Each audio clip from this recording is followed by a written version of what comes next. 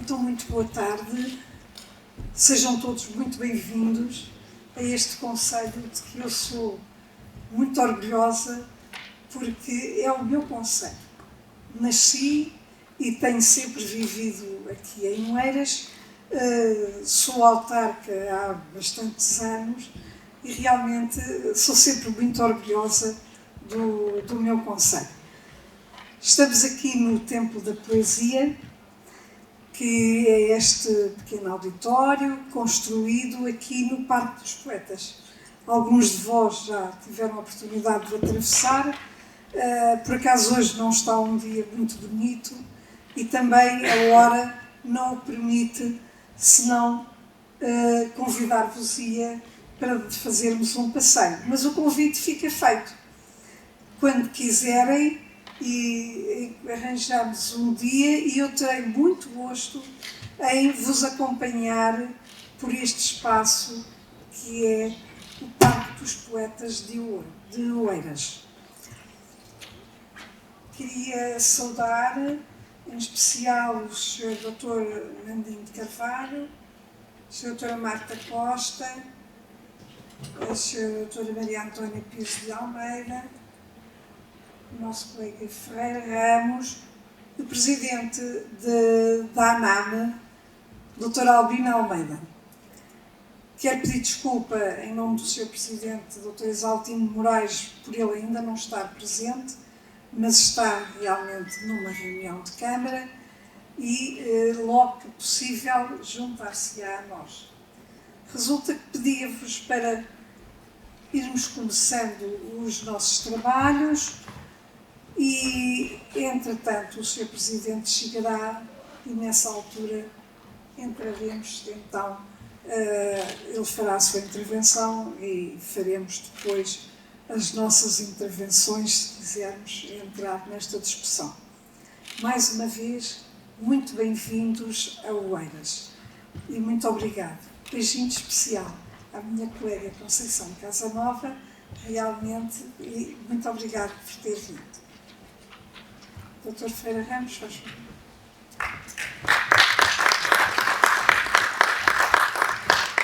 Muito bem, nós, enfim, vamos ter que improvisar ou adequar às circunstâncias, e eu aqui estou só, na verdade, a indicar as intervenções.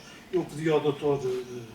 Nandinho de Carvalho que fizesse a sua intervenção. Nós temos aqui 3 intervenções resultantes de parcerias que temos, que estão aqui. Esta iniciativa pronta, não é a primeira vez, com uma intervenção direta e empenhada, que agradecemos em nome da ANAM, da SEDES, da AEDAR, da Associação dos Deputados e também da Cívicos.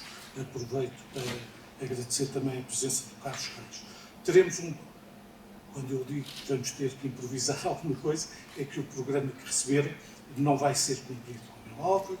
Cada uma das pessoas que eu referi, o Dr. Nandinho de Carvalho, a Dra.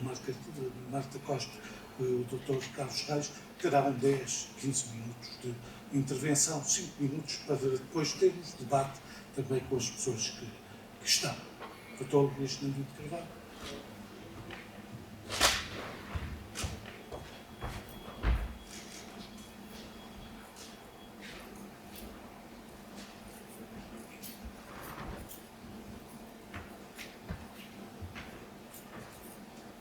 Ora, muito boa tarde a todos.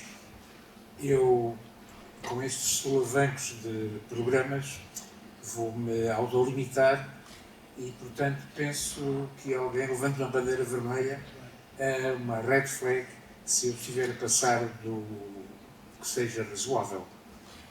Ora bem, foi com muito gosto, primeiro de tudo, foi com muito gosto que aceitei que a minha associação, em nome da qual estou aqui presente, que é a Associação dos Antigos Deputados da Assembleia da República, me cometeu para vir aqui falar. E acho que essa Associação de Antigos Deputados, da qual eu fui fundador, tem um papel a desempenhar na sociedade portuguesa, como teria, e vou deixando alguns recados naquilo que digo, como teria uma Associação dos Antigos Autarcas a nível nacional. Ou seja, o facto de se estar aqui com um epicentro num estudo muito laborioso e muito interessante sobre a condição do autarca permite sublinhar algumas ideias e depois, quando ver a tal red flag, eu daria os meus 3 recados sobre o tema. A primeira coisa é que, de facto, no subtítulo do livro diz-se 25 de Abril começa agora. Se me permitem, 25 de Abril sempre, 25 de Abril antes, durante e depois do 25 de Abril. E com isto estou a fazer uma homenagem à SEDES, que existia antes do 25 de Abril e da qual eu fui um dos membros iniciais da segunda vaga de admissão de associados. Portanto, os autarcas não existiam antes do 25 de Abril, tal como hoje os entendemos, ou seja, eleitos. Ora, o autarca e a autarquia é um ponto visceral da democracia política. E é um ponto visceral da democracia política, tal e qual como o estômago é indispensável para que os braços tenham força ou para que a cabeça tenha o cérebro em condições de raciocinar. É realmente visceral e básico na formação da democracia. É uma escola de democracia e é uma prática de democracia. De facto, o autarca eleito e o cidadão que nele votou ou que teve expectativas que o eleito fosse um daqueles em que ele ia votar, o autarca e a relação dele com o cidadão é o ponto em que a administração pública mais toca no cidadão. Porque as necessidades básicas do cidadão, o transporte, a habitação, a educação, são mais resolúveis a nível local do que a nível nacional. A nível nacional são as grandes estruturas e as grandes políticas. Mas a escola que mete água, não mete água a nível nacional. Mete água numa relação de vizinhança e de ação política do cidadão e do autarca. É muito mais responsável e mais direta a apreciação da capacidade de um autarca a nível nacional do que a nível local do que a nível nacional. Eu diria que o autarca a nível local nem está infectado pelo condicionamento da comunicação social como está o político a nível nacional. Ora bem, dito isto, eu diria que era muito interessante que os autarcas aqui presentes, recordo que eu fui autarca 2 vezes, fui autarca na Câmara Municipal de Lisboa, na primeira Assembleia Legislativa Democrática, e nessa altura os autarcas tinham um mandato de 3 anos. Eu fui autarca em Lisboa por 3 anos. E depois, mais tarde, tive uma queda mental e voltei a ser autarca e voltei a meter-me na política e fui autarca em Alenquer, defrontando um dinossauro da política, o Álvaro Pedro, que desde o 25 de Abril, Comissão Administrativa e Presidente de Câmara, dominava Alenquer. Ora, eu tinha um relacionamento com Alenquer, ainda hoje tenho, que é familiar, que é de desenvolvimento no território, e resolvi aceitar um desafio da doutora Manuela Ferreira Leite de encabeçar a lista para a Câmara Municipal de Alenquer, porque ninguém queria aceitar, porque ninguém queria ir para umas eleições em que sabia que se ia ser derrotado. Mas por dever democrático aceitei, fui eleito primeiro vereador. Na altura o PSD duplicou as suas votações, elegeu o dobro dos vereadores e o dobro dos membros da Assembleia Municipal. Bom, dito isto e continuando, o grande problema que me fascina aqui é este conceito de dinossauros e de longo curso. Longo curso? Longo curso lembra-me a Marinha de alto mar, mas na realidade a Marinha e o curso de navegação do autarca não é de alto mar, é costeiro. É costeiro. É costeiro quer dizer é territorialmente próximo. Não navega nas altas ondas. Não navega nas altas ondas. Eu gostava de vos dizer e trazer aqui dos recados, é que há elementos a nível de política universal, Universal entenda-se mais que internacional, universal das Nações Unidas, em que os autarcas bem poderiam participar. Explico melhor. Eu estive na conferência de Saint-Malo, promovida pela Associação Europeia dos Antigos Deputados, da qual, por acaso, já fui presidente, e foi debatido nessa Assembleia a questão do último Tratado das Nações Unidas do alto mar. Isto é muito interessante, porque durante a conferência reuniu-se o quórum em que esse tratado, que já estava assinado, fosse validado pela ratificação de 1/3 dos países, se eu não estou em erro, o último dos quais foi Marrocos. Portanto, durante a conferência entrou em vigor o Tratado do Alto Mar. Tratado do Alto Mar que passa a ser aplicado generalizadamente a partir do dia 1 de janeiro. E o que é que tem isto a ver com os autarcas? Penso que tem muito a ver pelo seguinte: aquilo que politicamente era um desafio para a generalidade, quem se interessasse pela política, eram os direitos humanos.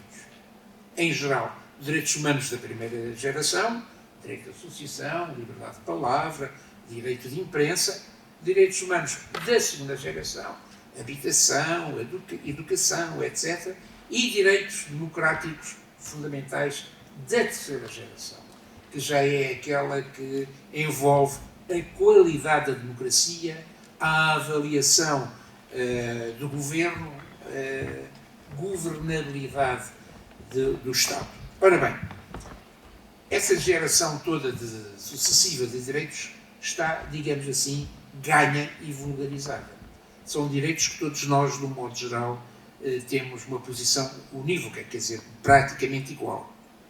No que respeita a desafios universais, a questão dos oceanos e dos mares constitui para mim, neste momento, o grande desafio de direitos.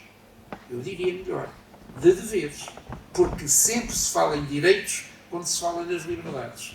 Mas há alguma coisa que tem que ser politicamente encarada e aprofundada. Deveres. Os cidadãos têm deveres. Os políticos eleitos para governantes têm deveres. Os autarcas mandatados pelo povo têm deveres. E o dever de respeitar os oceanos é um dever de sobrevivência universal. Está provado que os vários mares circulam à volta do globo numa espécie de 8, que é o sinal do infinito, deitado, e que um saco de plástico deitado aqui, à frente, na praia de Oeiras, vai parar a São Francisco, vai parar a Okinawa, no Japão, etc. Portanto, aquilo que realmente se torna comum a todos não é a terra, porque a terra não se move. Quem se move são as pessoas. Mas aquilo que verdadeiramente se move e que tem que ver com a qualidade de vida das pessoas é o mar. São os mares, é o oceano. Ora bem, neste momento há uma preocupação da consciencialização dos deveres. Não são os deveres ecológicos, não são dos deveres de respeito pela natureza, são os deveres concretos, imediatos do mar. E o que é que se está já a fazer para a consciencialização, digamos, dos mais novos e daqueles que no dia-a-dia, sem grande cultura política, mas com preocupação de que os seus problemas sejam resolvidos politicamente, pode fazer?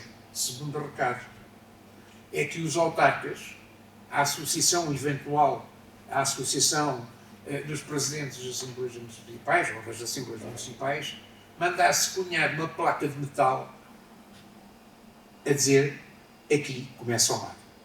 Já várias câmaras municipais do interior, por exemplo, Dijon, em França, têm na Praça Central um esgoto, portanto uma grelha de recolha de águas pluviais, e a seguir uma placa de metal que diz: aqui começa o mar. Ou seja, o mar realmente começa na torneira que nós abrimos, no autocolismo que puxamos, na vasilha do lava-louças que utilizamos. E essa consciência que, a partir desse minuto em que abrimos a torneira, podemos estar a pôr o mar em perigo, o alto oceano em perigo, e isso, justamente, leva a que essa bandeira deva ser generalizada. E para ser generalizada e chegar ao povo, para chegar ao cidadão, em último lugar, que não lê os jornais, mas tem que perceber o que se passa, estaria a tal placa. Aqui começa o mar. E aqui acaba a minha intervenção. Muito obrigado.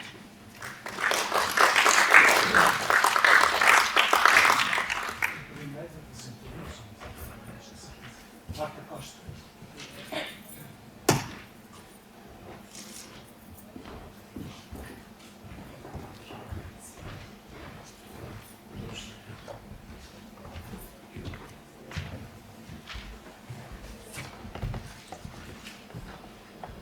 Bem, antes de mais, boa tarde a todos.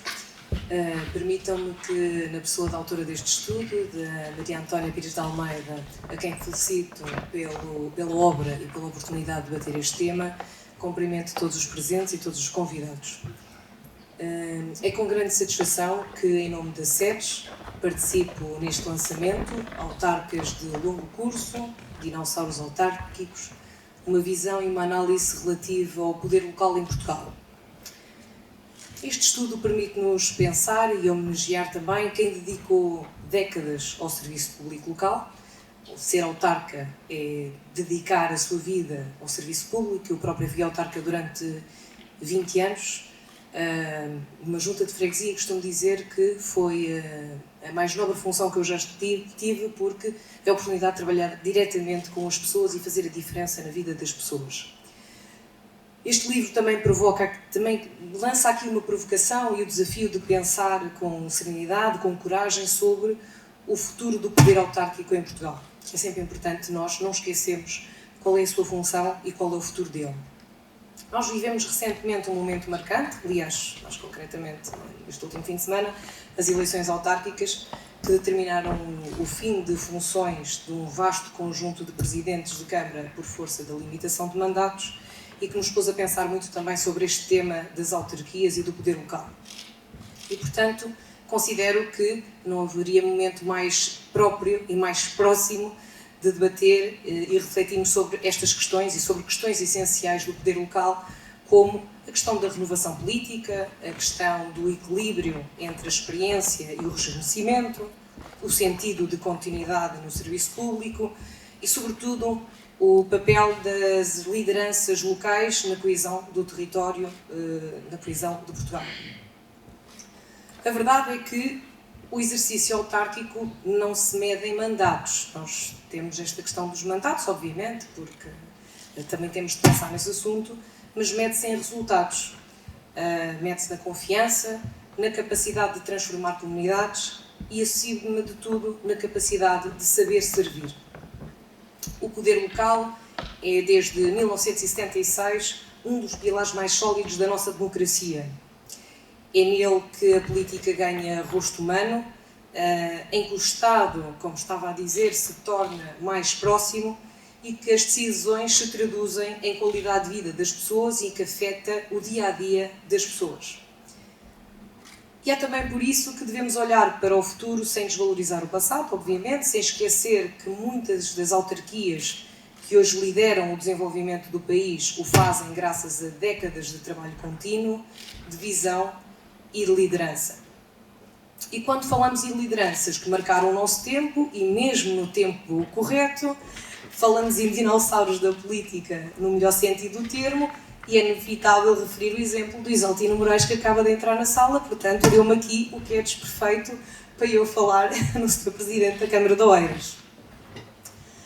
Obviamente que é um caso notável de longevidade, de reinvenção e de ligação genuína às pessoas. Aliás, como se viu nesta campanha, eu acompanhei de perto esta campanha e foi um gosto, Sr. Presidente, acompanhá-lo de perto nesta campanha, diverti-me imenso. Deu-me quase vontade de vir morar para Oeiras para participar na campanha e tive quase para tirar uma foto com o Sr. Presidente, mas já não havia, já tinham levado os presidentes todos espalhados por Oeiras.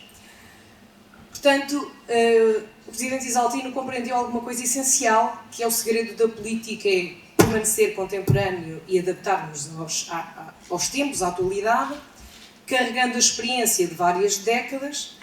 E o sucesso de Oeiras e a forma como continua a mobilizar multidões são a prova de que a confiança não tem prazo, renova-se sempre que há obra, sempre que há visão, sempre que há autenticidade e sempre que as pessoas sentem que aquele autarca fez diferença nas nossas vidas e nos ajudou no bem-estar do dia-a-dia.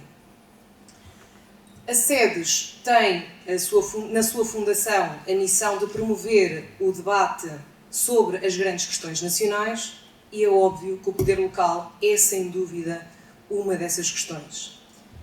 É nas autarquias que se constrói o país real, aquele que se sente todos os dias, aquele que se sente todos os dias no território, nas comunidades e nas pessoas. A política autárquica tem esta nobreza rara. É o ponto onde o Estado toca verdadeiramente a vida dos cidadãos. E é também onde a democracia é mais autêntica, porque é mais próxima, é mais humana e, por isso, muito mais exigente. Temos todos os dias de confrontar as pessoas, perceber se fizemos bem ou mal e perceber o impacto que nós tivemos na vida delas. Ao longo das últimas décadas, nós tivemos autarcas que se tornaram referências nacionais, precisamente por compreenderem o que é o poder local e que o poder local é mais do que uma gestão administrativa, é liderança cívica, é sentido de missão e é visão para o território. Porque, como bem sabemos, o desenvolvimento local é o desenvolvimento nacional e só um país com autarcas fortes, inspiradores e comprometidos poderá ser verdadeiramente um país coeso, moderno e justo. Muito obrigada.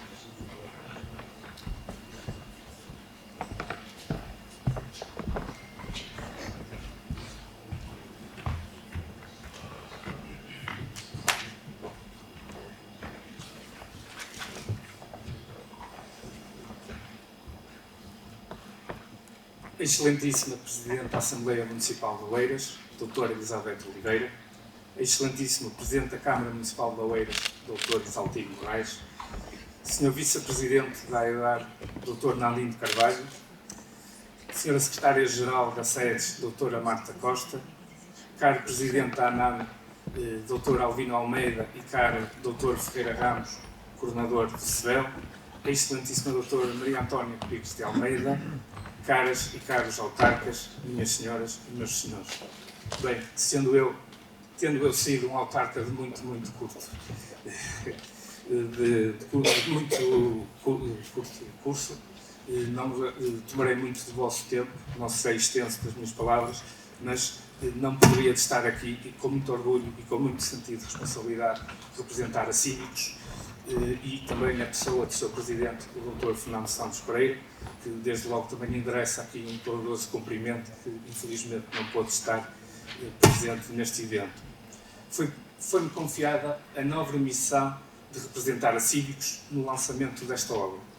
Ora, esta obra reflete a essência e os valores daquilo que também são os valores da Cívicos. A participação cívica, o humanismo, a tolerância e o compromisso com uma sociedade mais justa, mais próxima e mais democrática. A Cívicos acredita que a cidadania se faz com gestos diários, com dedicação, com coragem. E se há lugar onde tudo isso se concretiza é no poder autárquico, a forma mais direta, mais humana e mais verdadeira de servir a democracia. A doutora Maria Antónia Pires de Almeida oferece-nos, com esta obra, um retrato admirável de tantos autarcas que fizeram da sua vida uma entrega ao bem comum. Autarcas que muitas vezes deram o melhor de si, sem esperar nada em troca, apenas o orgulho silencioso de ver a sua comunidade crescer. Esta obra é, por isso, mais do que um registro histórico. É, de certa forma, uma homenagem viva à dedicação, ao tributo, à persistência e a um acto de reconhecimento e de gratidão. Porque os autarcas são, verdadeiramente, os construtores do país real. Aqueles que reconhecem os nomes, os rostos, os problemas e os sonhos de quem representam. E é aí, nesse contacto humano, que nasce a verdadeira política, a política que transforma. Por tudo isto, a Cívicos sendo um profundo orgulho em estar associado a este evento, pois queremos, desde logo, naturalmente, parabenizar a autora, mas, sobretudo, reconhecer todos os autarcas que, com o seu trabalho diário, ajudaram e continuam a ajudar a escrever a história das suas comunidades. Porque foram, são e sempre serão pilares fundamentais da nossa democracia, porque é graças a eles que as palavras participação, proximidade ganham corpo e significado. E nunca, por nunca, devemos deixar de o reconhecer. Caros amigos e amigas, se algo que esta obra também nos recorda é que a democracia não é uma herança, é uma conquista permanente e sim, a democracia constrói-se todos os dias, com coragem, com empatia, com participação e, naturalmente, com a participação dos autarcas de Longo Curso. Muito obrigado.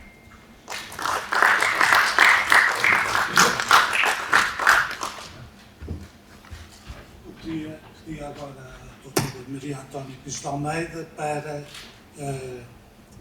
poder, ao fim e ao cabo, condensar um pouco a sua intervenção, para depois, então, o Sr. Presidente Isaltino Moraes fazer a sua intervenção. Muito bem. Boa tarde. Obrigada ao Sr. Presidente da Câmara e à Sra. Presidente da Assembleia Municipal por me receberem e ao meu trabalho na vossa casa. Eu ainda não tinha vindo aqui, estou muito contente, isto é muito bonito, o parque está muito bem arranjado. Também quero, obviamente, agradecer à ANAMA e especialmente ao Dr. Manuel Ferreira Ramos, que foi quem me desafiou a fazer este trabalho, na pessoa da ANAMA e da Valor Local, que também patrocinou esta obra. O que eu gostava aqui de resumir é o meu percurso para chegar aqui. Eu sou historiadora e tentei estudar a transição para a democracia, o período do PREC, como se chama vulgarmente, e a participação dos cidadãos nesse período. E não há dúvida que foi um período de grande mobilização dos cidadãos. Eu comecei por estudar a reforma agrária no Alentejo, onde os cidadãos foram bastante ativos, como toda a gente sabe, não é? Mas não há dúvida que a nível nacional foi nas comissões administrativas a primeira vez que os cidadãos se propuseram a participar na vida das suas comunidades. E foram eles próprios que avançaram a dizer: eu quero participar, quero dirigir a Câmara, e se autopropuseram. Essas listas depois foram para os governos civis e eles foram nomeados. Mas esse primeiro grupo ainda não se pode chamar de autarcas, mas de cidadãos que quiseram participar na vida das suas comunidades, é um grupo muito importante que eu também descrevo no primeiro livro desta coleção sobre as comissões administrativas. E não há dúvida que foi um grupo importante, muitos deles seguiram depois e foram eleitos em 76 e continuaram a sua vida autárquica, e muitos deles são os neste momento chamados dinossauros. Para fazer esse trabalho, eu passei alguns anos a compilar uma grande base de dados que está na minha página, se quiserem ir consultá-la, onde tenho todos os presidentes que foram nomeados desde 1936, durante o Estado Novo, depois os que foram nomeados nas comissões administrativas e depois todos os que foram eleitos a partir daí até agora. Essa base de dados eu fiz para consulta, portanto, quem quiser ir lá procurar informações é muito bem-vindo, está no livro, na minha biografia, podem lá encontrar as informações todas e descarregar. É um ficheiro Excel, mas muito fácil de consulta. Obviamente que a partir dessa base de dados eu pude extrair muitas informações e é claro que neste momento, ao procurar os autarcas de Longo Curso, eu vou sempre à base de dados procurá-los, onde é que eles estavam, em que câmaras estiveram, quantos mandatos cumpriram, etc. Portanto, só para saberem o enquadramento deste meu trabalho. Sobre esta lei propriamente dita, eu hoje fui entrevistada por alguns jornalistas que perguntaram sobre o sucesso desta lei. Eu acho que o sucesso desta lei é medido, ou insucesso, é medido pelo facto de os autarcas de Longo Curso, mesmo tendo esta lei que os impede de voltarem a candidatar-se, eles voltam a candidatar-se, às vezes na mesma Câmara depois do intervalo, outras vezes em câmaras vizinhas, e os eleitores, que são quem decide, acabam por voltar a votar neles.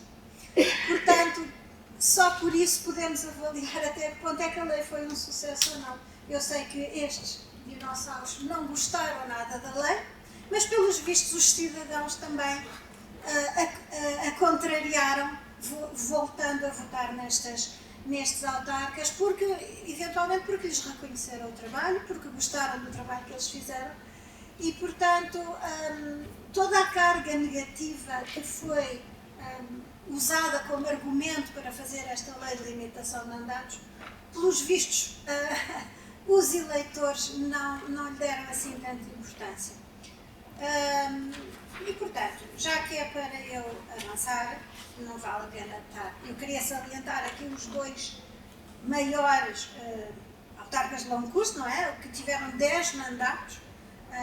Francisco Soares Mesquita Machado, em Braga, Jaime Marta Soares, em Vila Nova de Goiás, 10 mandatos, 37 anos como presidentes de Câmara, também nas comissões administrativas, portanto, vidas inteiras dedicadas.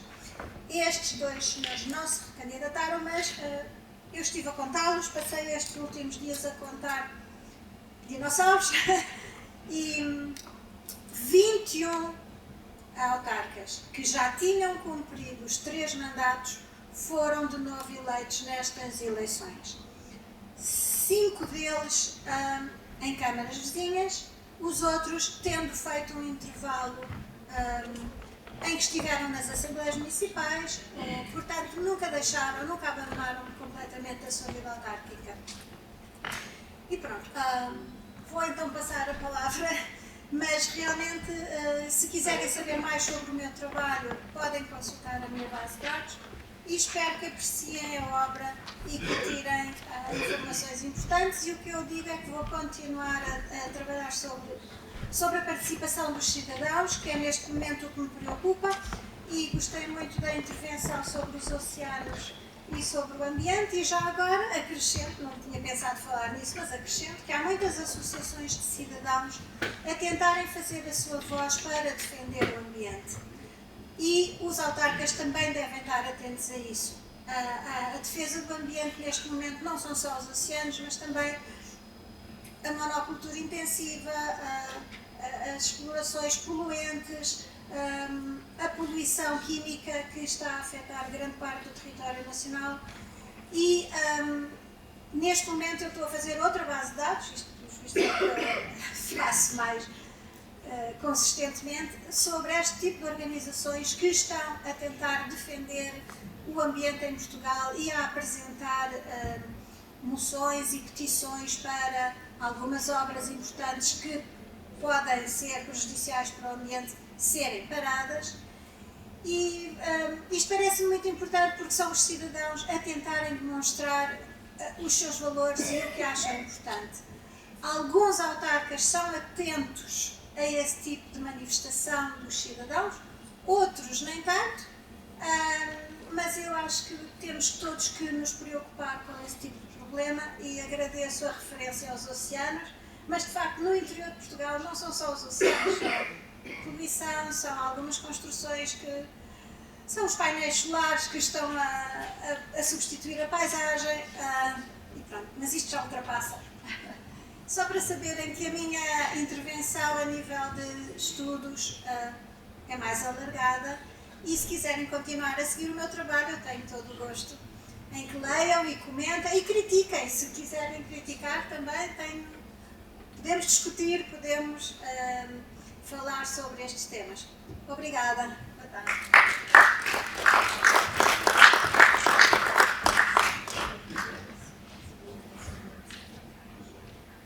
Bem, então, continuando este completo improviso e alteração do nosso programa, eu pedi ao Sr. Presidente Isaltino Moraes que partilhasse connosco aquilo que é o seu entendimento, em primeiro lugar, da perspectiva até das alterações de que se fala relativamente ao sistema autárquico, mas acima de tudo que também, depois das palavras da professora Maria Antónia Pires de Almeida, na verdade, como é que entende esta lei de limitação dos mandatos? Eu ouvi-o ontem referir que eram 11 eleições ganhas. A Maria Antónia referiu estas duas pessoas que, na verdade, começaram nas comissões administrativas. Sr. Presidente, muito obrigado pela sua presença, com todos os constrangimentos de horário que se aplica.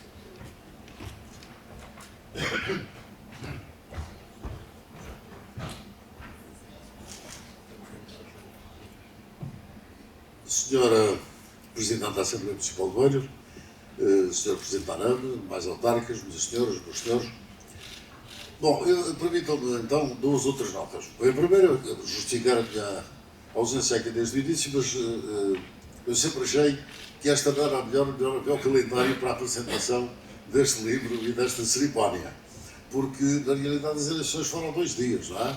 E portanto a marcação para 2 dias depois das eleições está tudo no rescaldo e portanto noutras circunstâncias é natural que esta sala estivesse cheia. Eu por acaso pensei, bom, uma decisão desta não vão caber lá. Fiquei surpreendido quando realmente vejo que afinal há muita cadeira vazia.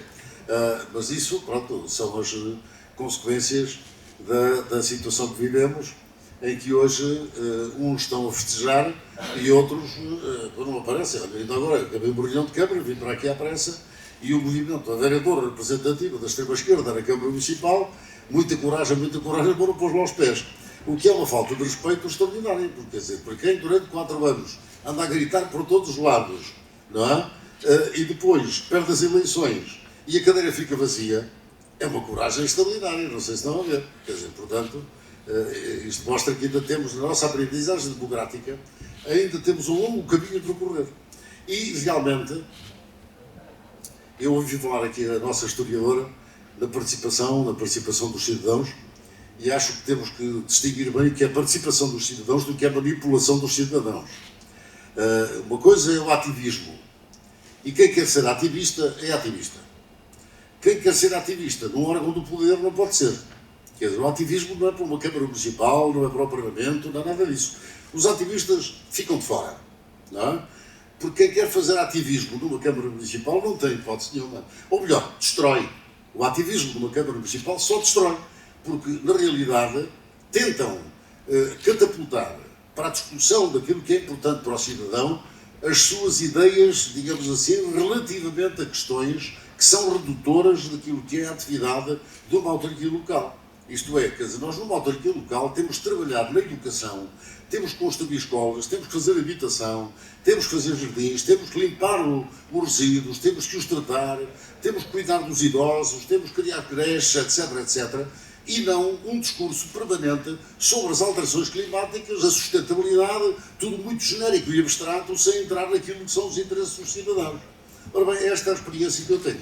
Bom, entrando no tema da limitação de mandatos, eu, em primeiro lugar, agradeço o vosso convite para estar aqui presente, mas eu sou frontalmente contra a limitação de mandatos.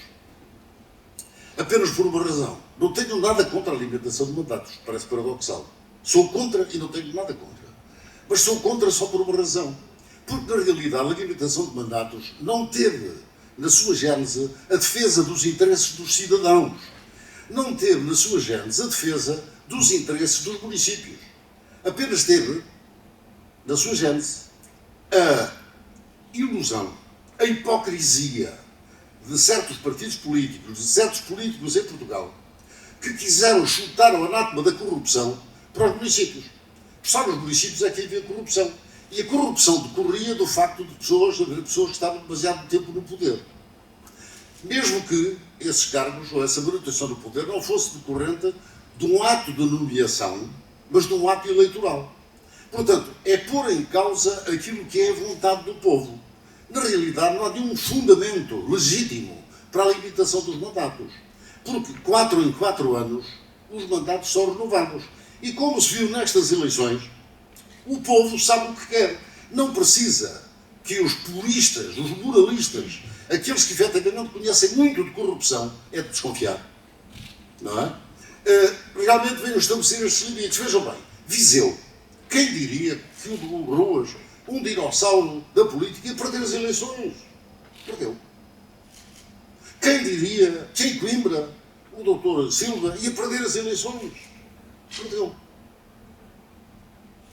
Portanto, o povo encarrega-se de fazer justiça. Portanto, nem todos conseguem fazer 3 mandatos seguidos. Nem todos conseguem fazer 5 ou 6. Eu, por acaso, vou no 11º. Porque as pessoas dizem que só fiz 10, mas não, são 10, são 11. Na realidade, eu ganhei 11 eleições. Porque a 8ª eleição eu estava preso. Mas nessa 8ª eleição, o nome que aparecia no voto era o meu. Portanto, em 2013, o nome que aparecia no boletim de voto era Isaltino Oeiras mais à frente. Portanto, pode-se dizer que realmente era eu um candidato, não é? Mas na realidade era o meu nome que estava lá. E, portanto, com estas agora são 11. Portanto, eu realmente não encontro uma razão, um fundamento para a limitação de mandatos. Encontraria sim, mas acho que precisamos de uma reforma, na realidade, que passa, e de resto, não é por acaso que este encontro é promovido pela Associação Nacional das Assembleias Municipais, não é? A Associação Nacional das Assembleias Municipais. E porquê? Porque com o decurso do tempo, os presidentes das Assembleias Municipais foram-se percebendo que era fundamental que as Assembleias tivessem mais poderes. Designadamente, mais poderes de escrutínio das câmaras municipais. Porque, na realidade, a capacidade que as Assembleias Municipais têm de escrutinar as câmaras municipais é muito reduzida. E eu, que sou Presidente da Câmara, reconheço isso. Mas, por outro lado, também não faz sentido dar mais poderes às Assembleias Municipais e mantê-los nas câmaras. Portanto, nós precisamos realmente de uma reforma que tenha em conta aquilo que é o estado de maturidade da nossa democracia. Ora, o que é que acontece? Nos anos 70, a seguir ao 25 de Abril, determinou-se um sistema eleitoral pelo método Donte, elegendo as câmaras e as Assembleias Municipais à parte. E as câmaras municipais pelo método Donte. Ora, eu julgo que o legislador, o próprio legislador na altura, teve em conta o facto de os portugueses, não é que não estivessem preparados para a democracia, mas realmente não tinham experiência. E, portanto, as câmaras municipais, as assembleias, o poder local, em geral, poderia ser uma escola da democracia em Portugal. Mas é que era importante que as diferentes forças políticas fossem capazes de conviver harmoniosamente. E daí o método onde nas câmaras municipais, na Assembleia Municipal. Acontece que, independentemente da lei, eu quero dizer que considero que os Presidentes de Câmara têm... Reparem, uma coisa são os poderes da Câmara, outra coisa são os do Presidente da Câmara. Eu considero que os Presidentes de Câmara têm poderes demais. Os Presidentes de Câmara já têm poderes suficientes, até demais. As câmaras municipais é que não têm os poderes que deviam ter. Ora, e o que é que acontece? No curso destes 50 anos de democracia, foi-se gerando algum costume. E, portanto, as câmaras municipais, que inicialmente eram órgãos colegiais, que do ponto de vista legal ainda são órgãos colegiais, mas na realidade foi-se acentuando um presidencialismo das câmaras municipais. E, de uma forma geral, realmente o Presidente da Câmara é, digamos, um polo, não é um entre os pares, não é? Ele, de facto, é quem comanda, digamos, a Câmara Municipal e cada vez tem vindo a ter mais competências próprias, não é? Ora, o que é que acontece? 40 anos ou 50 de democracia determinaram que as pessoas dos partidos políticos foram convivendo. E, portanto, se perguntarmos quantas câmaras ao longo desses 50 anos caíram por deficiência de funcionamento, por incompatibilidade, não chega a 5. Vejam bem, se multiplicarmos, durante 10 mandatos estamos a falar de 3.000 câmaras. 3.000 câmaras em 10 mandatos. Ora, 3.000, 5 dissoluções, é zero, não é nada. Portanto, significa que com maioria ou sem maioria as câmaras funcionam. Quando agora, por exemplo, eu ouço esses debates de pessoas que não percebem nada de política, não sei se estão a ver, isto faz-me lembrar os marqueteiros. Portanto, há marqueteiros que estão convencidos que eles é que dizem aos políticos como é que se ganham eleições. Está tudo errado. Se o político aceita o que o marqueteiro diz, quem devia estar no lugar dele era o marqueteiro e o político no lugar do marqueteiro. Estão a ver? Devia ser ao contrário. Não é? Porque os marqueteiros servem para dar expressão àquilo que é a ideia do político. O político tem que ter uma ideia, tem que ter princípios, tem que ter valores, tem que ter digamos, uma mensagem. Agora, ele pode não saber transmiti-la. E então tem ali o indivíduo um criativo ao lado que lhe diz, olha, como é que eu vou expressar esta ideia? E ele então vai criar. É assim que as coisas devem funcionar. Ora, realmente não é assim que funciona. E então eu ouço hoje comentários por todos os dias, na televisão, a dizer o que vai ser o Chega, vai ser determinante. Então, cara, de acordo com as conveniências de cada um, não sei se estão a ver, de acordo com a ideologia de cada um, valorizam este partido, valorizam aquele e tal, e então dizem o Chega vai ter uma importância extraordinária porque vai ser determinante no funcionamento desta Câmara, daquela, não sei o quê. Não é nada disso. Quer dizer, na realidade, nas câmaras municipais, aquilo que é, digamos, a expressão verbal de uma determinada ideologia, de um partido A ou do partido B, a nível nacional, é muito diferente do que é na Câmara Municipal. Ainda agora acabei de dizer na reunião de Câmara, nas câmaras não discutimos a lei do aborto, não discutimos a lei da nacionalidade, não discutimos nada de género. Portanto, o que discutimos são as questões concretas. E, portanto, na Câmara tudo se acomoda. Seja qual for a corrente política. Pode haver um vereador ou outro que não aceita pelouros, não é? Mas depois, quando se trata de tomar decisões, eu, por exemplo, tive ao longo destes 4 anos uma vereadora da extrema-esquerda. Ainda por cima, ativista. Atenção, ativista do ambiente, das alterações climáticas. 98% das deliberações foram votadas por ela, a favor. Portanto, ela votou contra 3 ou 4. Contra quais é que votou? Tudo tem a ver com o urbanismo. Porque essa gente acha que o gafanhoto, não é? O gafanhoto e a libelinha têm direito a ter uma casa, e a razão que nós aqui hoje plantamos catos, eu daria plantei 400 catos ali em Porto Salvo, e as abelhas apareceram logo. As abelhas, diferentes espécies de abelhas, e libelinhas, e gafanhotos, e além do que são bons para o queijo. Mas do outro lado da estrada eu estou a plantar prédios. Estou a plantar prédios. Do lado da rua é o Bosque dos Navegadores, onde plantei os catos. Do outro lado da rua estou a plantar 80 apartamentos, não é? Para as pessoas viverem, porque as pessoas também têm direito, não é? As pessoas têm direito a ter casa, a não viver debaixo da ponte ou na rua. Mas para muita gente neste país, o urbanismo é o grande problema deste país. Quem defende o urbanismo defende negócios. Quem defende mais casas, e depois queixas que as casas estão caras. Veja bem, eu aqui em Beiras, por exemplo, criou-se o mito de que havia urbanismo a mais, que havia casas a mais, que havia muito urbanismo e que havia muita construção. E andaram nisto durante 4 anos. Nos debates a propósito das eleições autárquicas, eu fiquei espantado que nenhum dos candidatos falou em urbanismo. E já diziam só que as casas eram caras. Pois está claro que são caras, não há casas. Não é? Nós construímos entre 1994 e 2001, 2002, até 2006, vá, à volta de 100 mil casas por ano. De 2008 para a frente, passámos a construir 6 mil por ano. Comprava-se uma casa por 200 mil euros em Oeiras em 2007, 2008. A mesma casa hoje custa 700 mil. Um terreno custava 400 euros um metro quadrado. A maior parte das pessoas não gostam do que eu estou a dizer, atenção. Não, mas o que eu estou a dizer é verdade, o que eles dizem é mentira. Um terreno custava 400 euros um metro quadrado. Aqui em Oeiras. Agora custa 1.600. Terrenos, potencial construtivo, por exemplo, prédios degradados. No entanto, há para aí uma quantidade de gente a encher a boca dizendo que o problema da habitação tem a ver com as casas de volutas. E eu costumo dizer, sim, há casas de volutas, mas tem dono. Como é que se for ao mercado? Vão ser expropriadas? Muito bem. A que preço? Quem é que paga? Prédios degradados. Ocupam-se os prédios degradados. Sim, senhor. Quem é que os compra? Aí hoje, por acaso, compramos todos. Aí hoje os prédios degradados é tudo comprado pela Câmara. Nós temos centenas de prédios degradados. Cada vez que aparece um prédio degradado, a Câmara compra. Mas não é para fazer habitação social.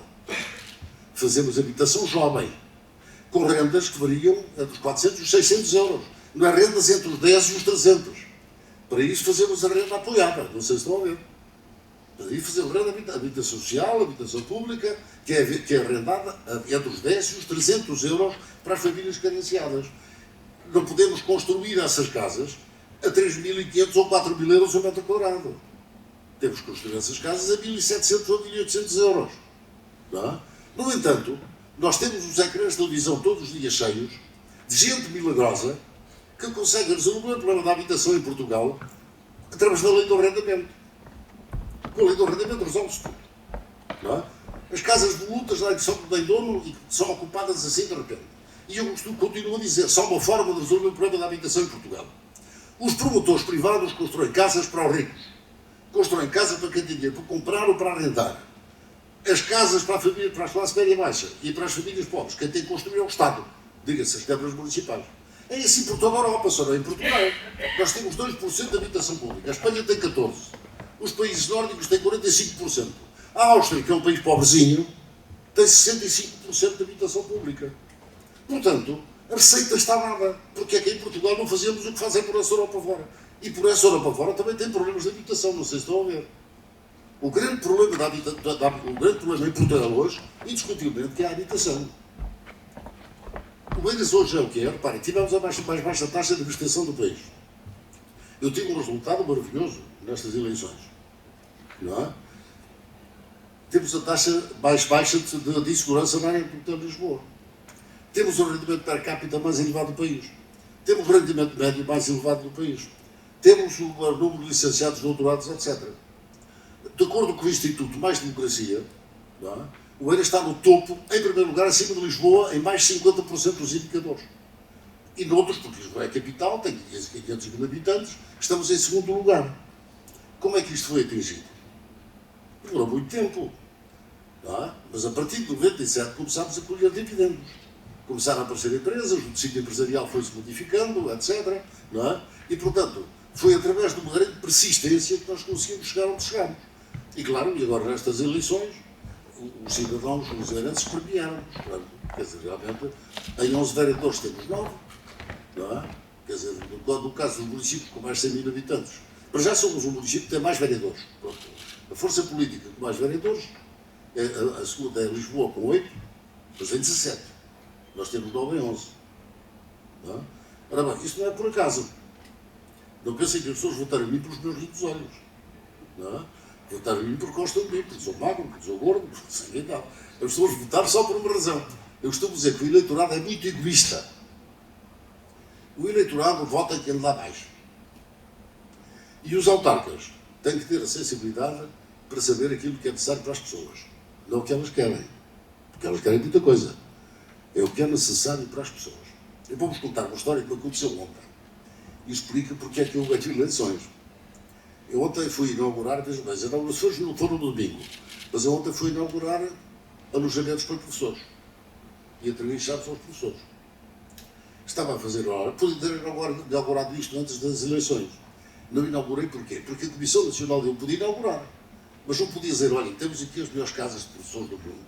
Estas casas são maravilhosas. Não podia desativar, porque senão os partidos faziam uma queixa à Comissão Nacional de Eleições. Não é que não desse muito trabalho, mas tinha que estar nos serviços, tinha que estar a responder, o gabinete jurídico tinha que perder tempo e por aí fora, porque é assim que isto funciona, lamentavelmente. E então, eu tenho uma série de inaugurações agora nos próximos dias, nem imagina. Não é? Mas, e então, estava a fazer horas a tomar um café no... Quantas vezes já contei esta história? 5 anos já por aí? 5, já deve com 5 vezes. Contei esta história 5 vezes hoje. Mas só contei só por uma razão, eu vou contá-la aqui outra vez. Porque tem a ver exatamente por que razão é que nós ganhamos as eleições.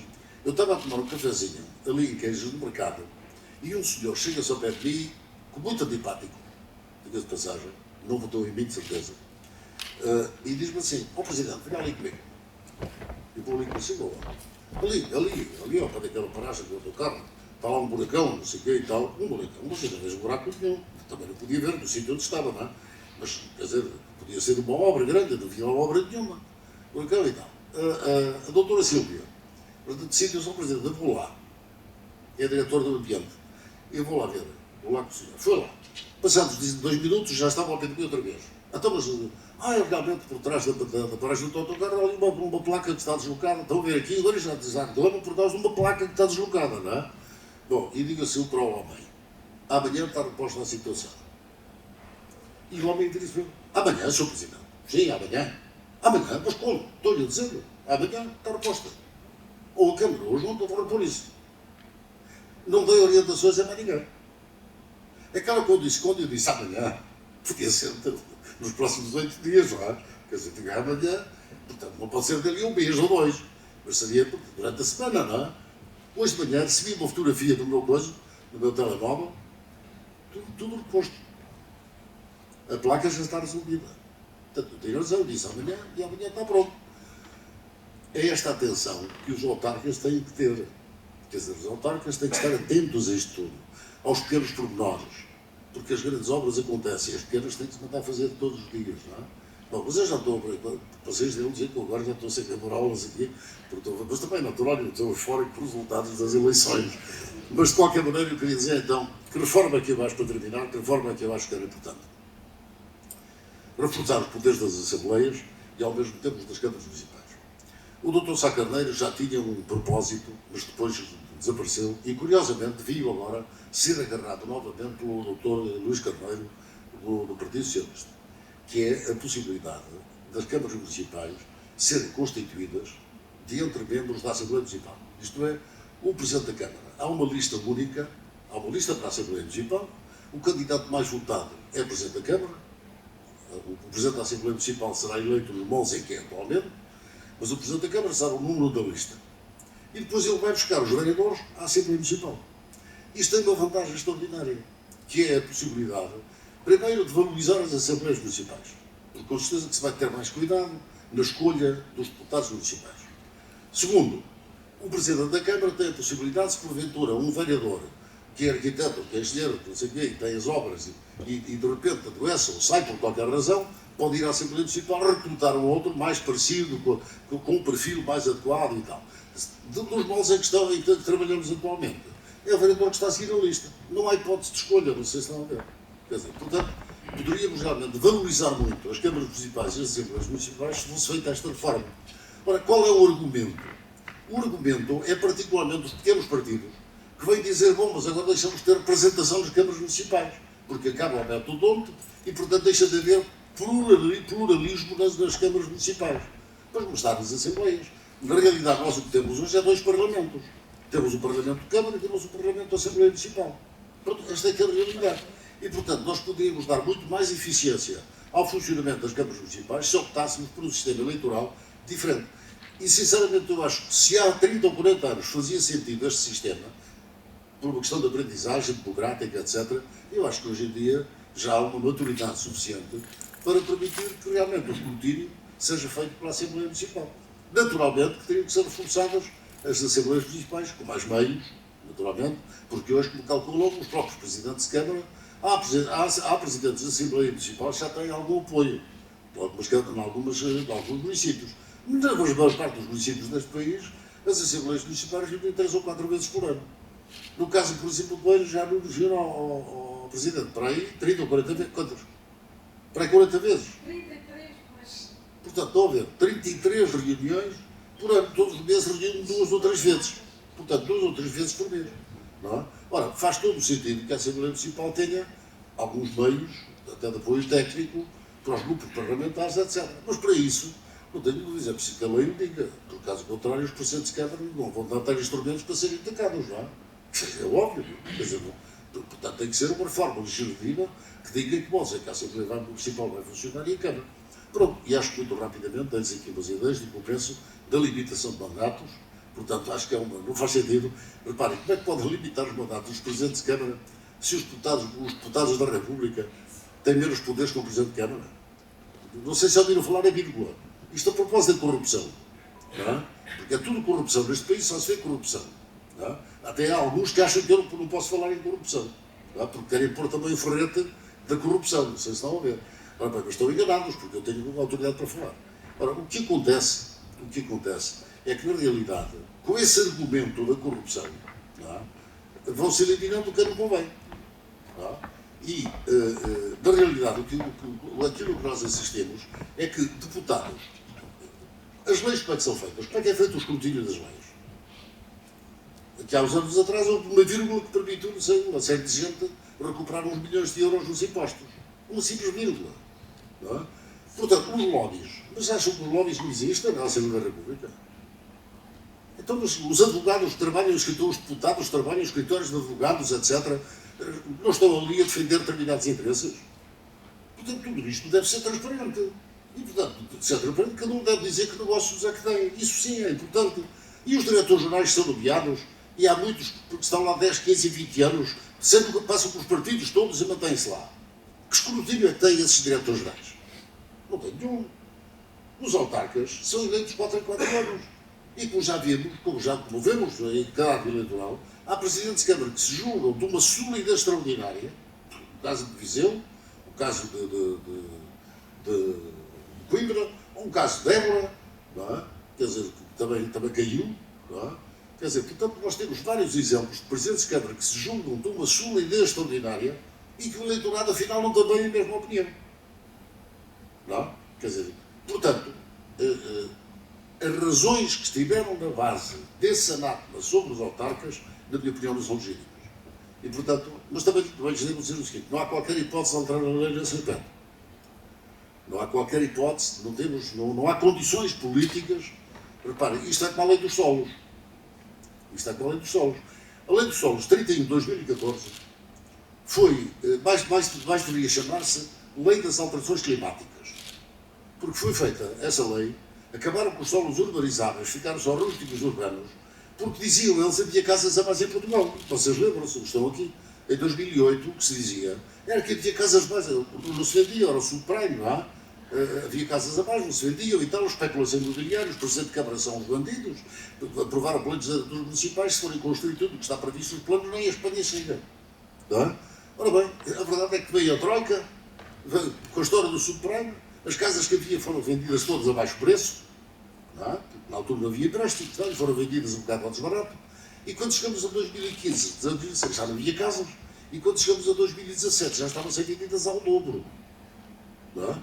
Ora bem, essa lei 30 de 2014 foi elaborada por um ministro que agora é subsecretário-geral das Nações Unidas, o Jorge Moreira da Silva, não é? Que tinha sido ministro do Ambiente, e o ministro do Ambiente fez, então, que vinha inspirado com a lei com o relatório que fez das alterações climáticas em Bruxelas, e chegou aqui e vamos aplicar a lei das alterações climáticas à lei dos solos, para combater a especulação. E agora vejam bem, termino com isto. Quem foi o grande especulador imobiliário em Portugal? O Estado. O Estado, por ao aprovar essa lei, do dia para a noite, um terreno que valia 1 milhão de euros passou a valer 3. Por ao acabarem com os solos urbanizáveis, não é? Fizeram aumentar o valor do solo urbano.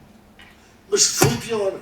Impediram que as câmaras municipais fizessem realmente o ordenamento do território e que construíssem sem nada. Porquê? Porque os solos urbanizáveis permitiam uma Câmara Municipal, eu chego a um promotor e que diz que quero fazer ali isto em Carraxide. Mas como em Oeiras, nós estamos a apontar para o desenvolvimento, porque Carraxide já tem uma densidade populacional significativa. Nós queremos desenvolver o eixo Oeiras, Passo de Arcos, Porto Salvo, Tagus Parque. Ora, nós queremos é que se construa ali, porque só temos lá empresas e queremos habitação para que as pessoas que trabalham ali possam comprar casa e ficar ali ao lado. Não é? E, portanto, é ali que vocês têm que comprar. E os solos urbanizáveis eram urbanizados e resolvia-se o problema. Agora não. Agora é de uma rigidez extraordinária que os solos urbanos só se constroem quando os proprietários querem. Como os solos urbanos estão no posto dos ricos, vocês estão a ver, não é? Os ricos só fazem à medida que precisam. Isso, como são ricos, não precisam. Deixa estar, que isto cada vez vale mais. E em vez de ser o Estado a determinar a urbanização, o crescimento da cidade, são os privados. São os promotores privados. Portanto, o grande especulador em Portugal não são os privados, é o Estado. De maneira que eu estou aqui a dar-lhes esta minha opinião, que é muito polémica, porque em Portugal somos uns medrosos, em Portugal é tudo ambiente agora, quer dizer, eu sou acusado, já agora termino com isto, eu sou acusado de ser negacionista das alterações climáticas. Mas sabe como é que eu combato? É que, por acaso, por uma organização internacional, fomos considerados um município em 100 pontos percentuais, 100 pontos que nós tivemos no combate às alterações climáticas. Somos o melhor município em Portugal no combate às alterações climáticas. E, por visto, é o município único acionista que está à frente do município. Porquê? Porque defendo a alteração da lei dos solos.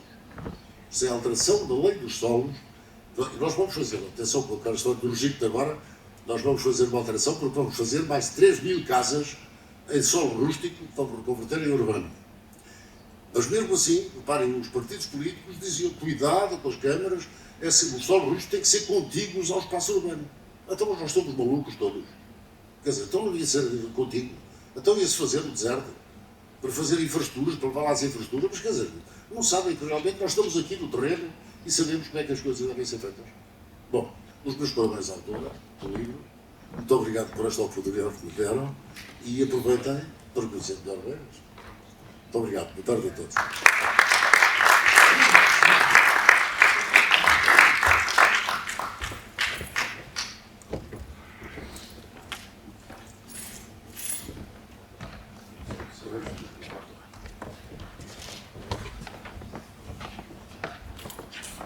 Então, pedi agora ao Sr. Presidente da ANEM, Albino Almeida, para fazer a sua intervenção.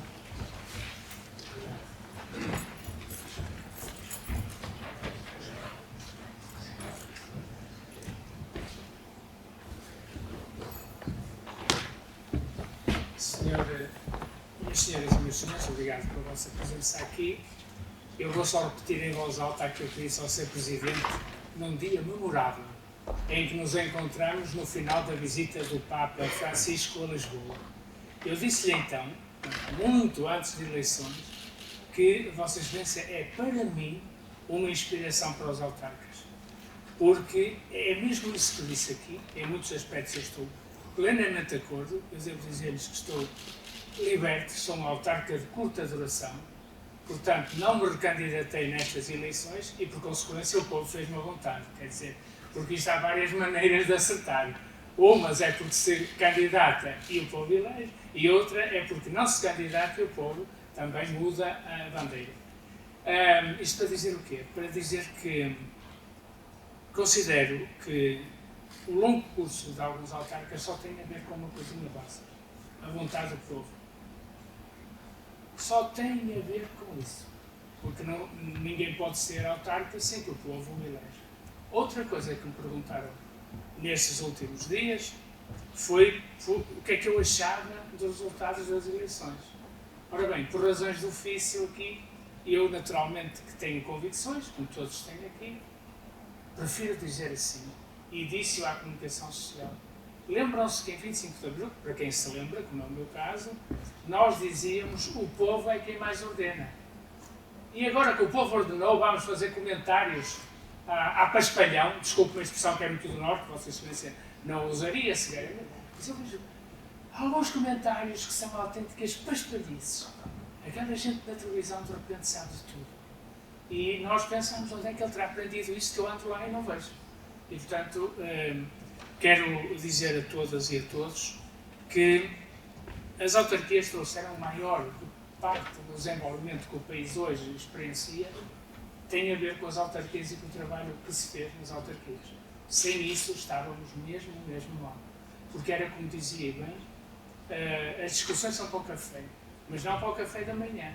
Porque um autarca sentado de manhã no café tem logo não sei quantos cidadãos a pedirem-lhe qualquer coisa.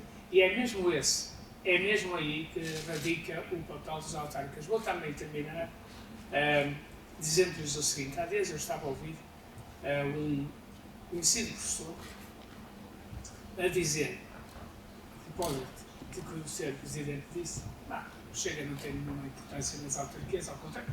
O Sr. Presidente lembra-se, nos dias anteriores, que quem ia ganhar isto tudo era o Chega, quer dizer. Mas ele dizia uma coisa acisada, lembrando um bocado da intervenção do professor Nando de Carvalho, que me deixou muito feliz, ele dizia uma coisa muito sábia. A meu ver, Vossa Excelência é melhor aqui terá, porque perante nós, Vossa Excelência é mesmo o júri, como aqueles júris do tempo do Vasco Santana, não é? De deixar o aluno fora dos gozos, porque eram mesmo examinados ao rigor. Mas dizia eu, esse professor dizia uma coisa muito importante. A nível nacional, vota-se para desfazer. Eu não quero isto, voto naquele porque ele vai desfazer. Eu não quero isto, voto naquele porque ele vai desfazer. Nem que seja o que tinha feito o anterior. Nos municípios, vota-se para se fazer. E esta faz toda a diferença. E, portanto, o povo percebe em pouco tempo quem sabe. E quem não sabe, da poda. E, portanto, caras e caros amigos, a longevidade dos autarcas e ilustre professor, a quem agradeço também o trabalho feito, só têm uma condição, é que eles se proponham e o povo os eleja. E para eleger, por as mais variadas razões, eu costumo dizer que o povo sabe sempre porque é que está a votar de uma determinada maneira e não de outra. E é preciso perceber as razões profundas do povo e porque é que o povo vota assim. E uma vida toda, como explicou aqui, ao fim de uma vida a gente pode descobrir porque é que afinal o povo votava desta maneira. Não é? Este exemplo absolutamente paradigmático do sinal que colocou no seu devido lugar é absolutamente importante. Ou seja, em Portugal o Camões não foi autárquico. Isso eu posso garantir, pelo que li na história. Mas há uma coisinha que ele disse, isso é escrito nas Lusíadas, a inveja. Muitas vezes o que é tábico no poder local e nas votações das populações é o uso da inveja, o uso do extremismo, o uso de alguma radicalidade política faz com que realmente possam influenciar momentaneamente o povo. E também por isso, às vezes, o povo corrige logo no ato eleitoral seguinte a votação que deu no ato anterior. E, portanto, este é o melhor modelo, a meu ver, de democrático. Precisa de completamente de acordo, aliás, nós apresentamos à Assembleia da República e ao Governo e aos partidos da oposição um modelo de mudança de lei que precisa de ir no sentido em que aqui enunciou. Eu só espero que, mais uma vez, a lei não fique esquecida no baú das conveniências da história. Muito obrigado.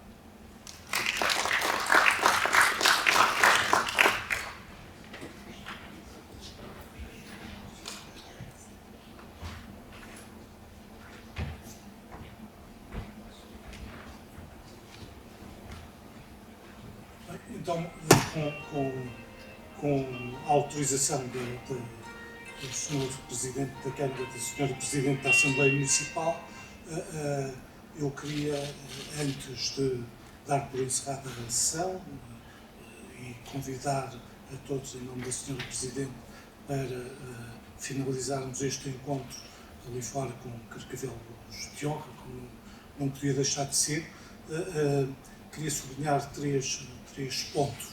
Em primeiro lugar, relativamente à escolha desta data, a responsabilidade é minha, é nossa, e nós já tivemos aqui, Sr. Presidente, várias iniciativas que correram muito bem, de relevo, e queríamos também, nesta fase, anunciar, já foi lançado o desafio à doutora Maria Antónia.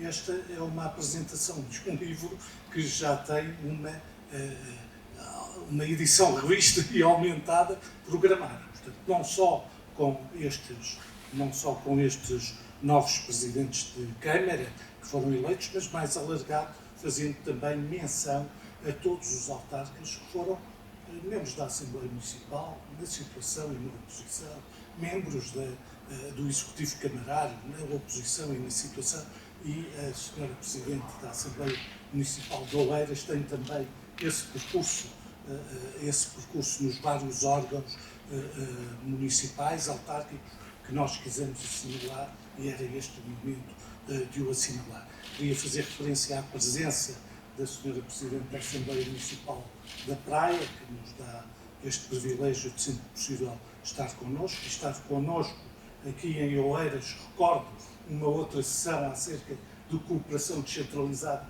que na verdade só podia ser feita aqui, foi feita com grande sucesso e entrou no nosso programa de atividades normal, anual, e finalmente dizer-vos e convocar-vos e pedir-vos, hoje já recebemos aqui algumas ideias que iremos de certeza absoluta trabalhar, convocar-vos e pedir-vos ajuda nesta discussão acerca da alteração do sistema, ou de reflexão sobre o sistema eleitoral autárquico, que no rigor dos rigores está a ser anunciado agora, poderia já ter sido feito nos últimos 30 anos, para nos ver se conseguimos fazer. Muito obrigado a todos pela presença, agradecer a estas entidades todas que estão aqui, falta a Diário de Bordo, que é a editora que editou estas duas obras, aconselho a leitura das duas, também das comissões administrativas, e obrigado à SEDES, à EDAR, à Cívicos e a Oeiras, Sr. Presidente.